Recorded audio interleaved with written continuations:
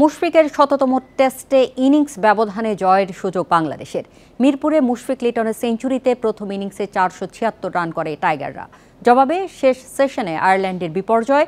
দ্বিতীয় দিন শেষে সংগ্রহ 5 উইকেটে 98 রান, এখনও 378 রানে পিছিয়ে মুরাদের জোড়া শিকার।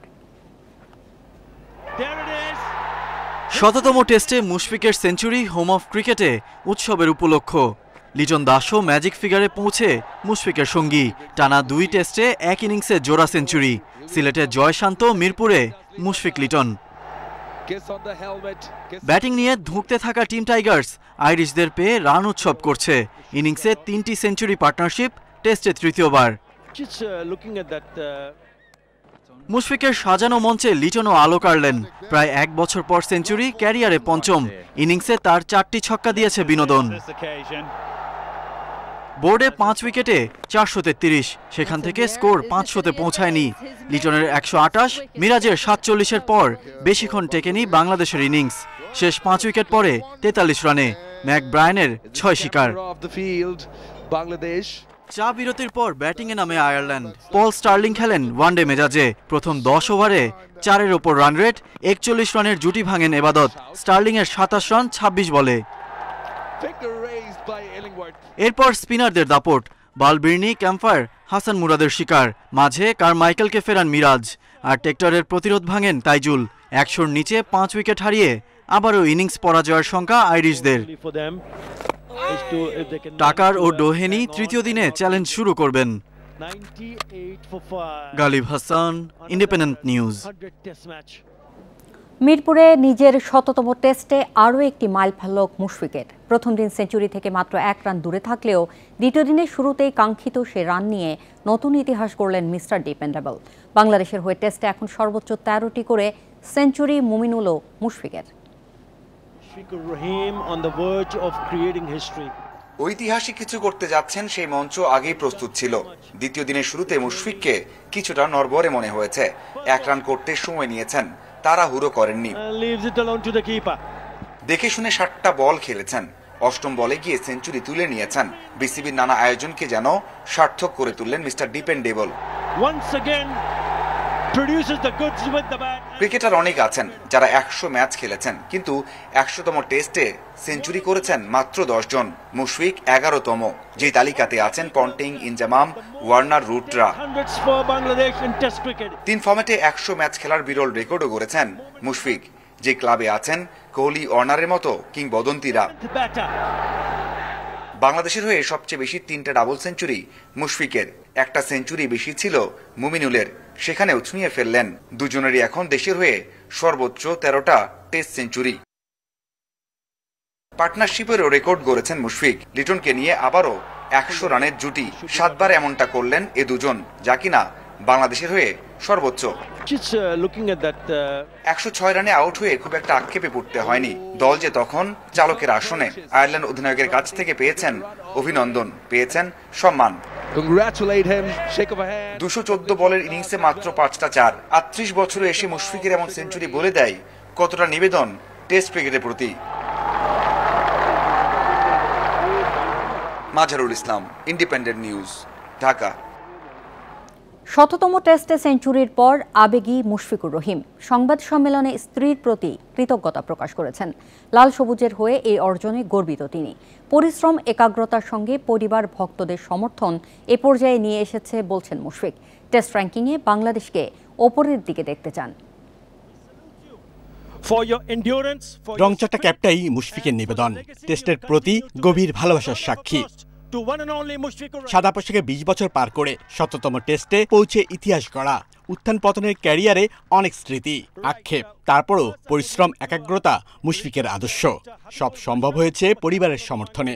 আমি আসলে একজন বোরিং পারসন, আর আমি প্রত্যেক দিন প্র্যাকটিসে যদি বলেন, আমি exactly the same thing I can do over and over. Doesn't matter it is 20 years or if I am alive for next 40 years, I can do that if it's necessary for myself and for the team. এটা possible কখনোই হতো না যদি আমার ঘরে এরকম একটা environment না থাকতো। লর্ডসে সেই ছোট্ট মুশফিক এখন বাংলাদেশ ক্রিকেটের আইকন। 100 টেস্ট খেলা প্রথম বাংলাদেশি। প্রায় 6,500 রান, 13 সেঞ্চুরি, 27 50। মর্যাদার ফরম্যাটে কীর্তি গড়ে গর্বিত। বাংলাদেশ হয়ে প্রত্যেকটা টেস্ট খেলা আমার জন্য অনেক স্পেশাল। আর আশা থাকবে যতটুকু কন্ট্রিবিউট করা যায় এবং যতদূর খেলা যায়, যতদিন পর্যন্ত আমার টিম ম্যানেজমেন্ট আমাকে চায় বা টিম চায়, আমি যাওয়ার পরে এমনও যেন 1-2টা প্লেয়ার দিয়ে রেখে যেতে পারে যেন সেই গ্যাপটা যেন পূরণ হয়ে যায় ইনশাল্লাহ। টেস্টে এখনো বড় দল হয়ে উঠতে না পারায় মুশফিকের আক্ষেপ আছে। র্যাঙ্কিংয়ে বাংলাদেশকে উপরের দিকে দেখতে চান।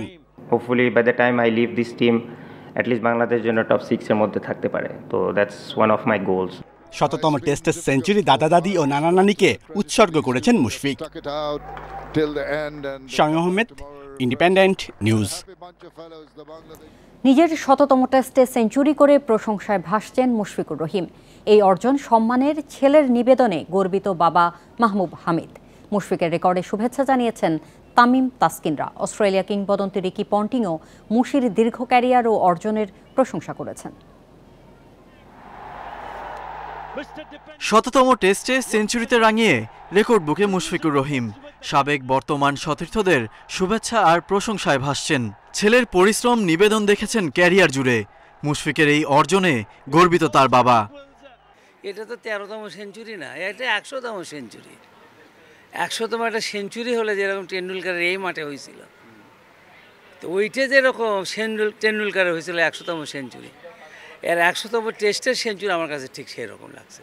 মুশফিকের অর্জনে সাবেক অধিনায়ক বন্ধু তামিম ইকবাল তাকে অভিনন্দন জানিয়েছেন। সোশ্যাল মিডিয়ায় মুশির ছবি পোস্ট করে তামিম লেখেন, ইতিহাস গড়ার ম্যাচে নতুন উচ্চতায়। তাসকিনও শুভেচ্ছা জানিয়েছেন মুশফিককে। সেঞ্চুরির উদযাপনের দুটি ছবি পোস্ট করে লেখেন, on a milestone match he delivers a milestone knock. Nafees Iqbal, Tanzid Tamim সহ ক্রীড়াঙ্গনের অনেকেই মুশফিকের রেকর্ডে মুগ্ধ। শুভেচ্ছা জানিয়ে পোস্ট দিয়েছেন সোশ্যাল মিডিয়ায়।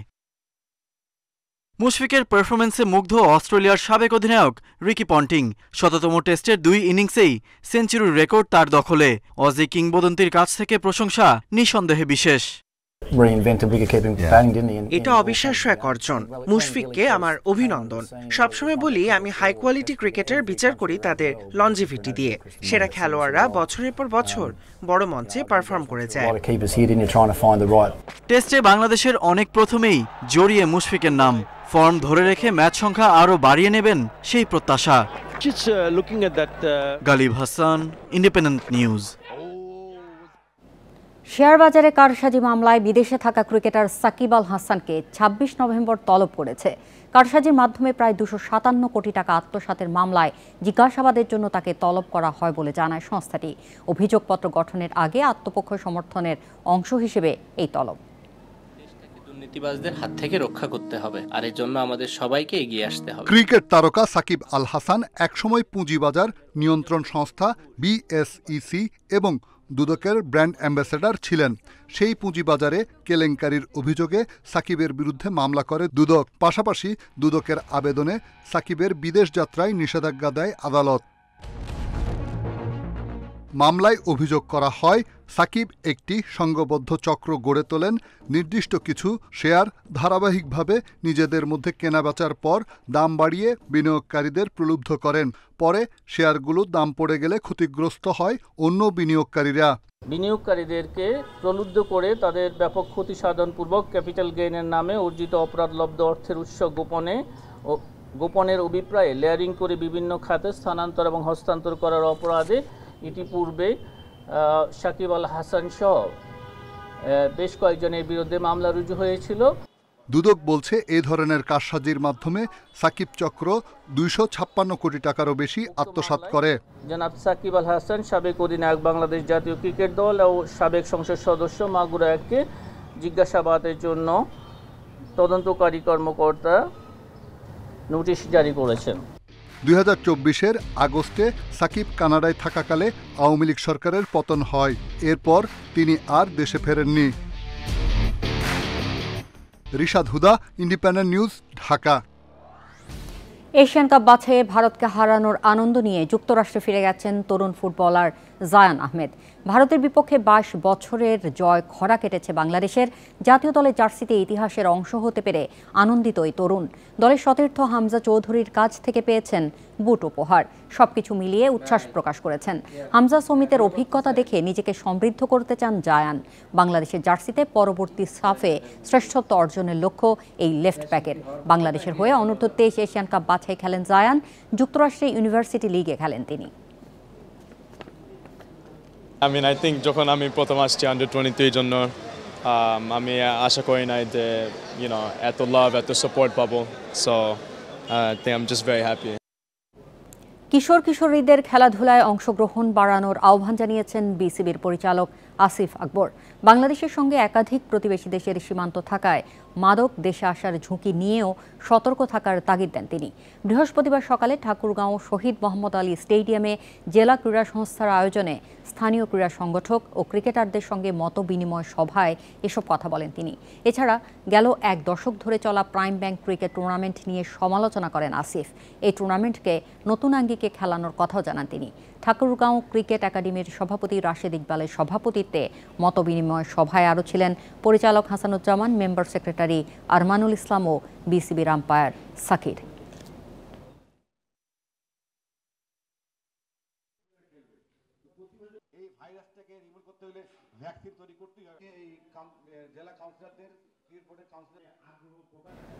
এই ছিল আজকের যত খেলায়। ইন্ডিপেন্ডেন্ট টেলিভিশনের সব খবর বিস্তারিত জানতে চোখ রাখুন ফেসবুক, ইউটিউব ও এক্সে। আমন্ত্রণ পরের আয়োজনে।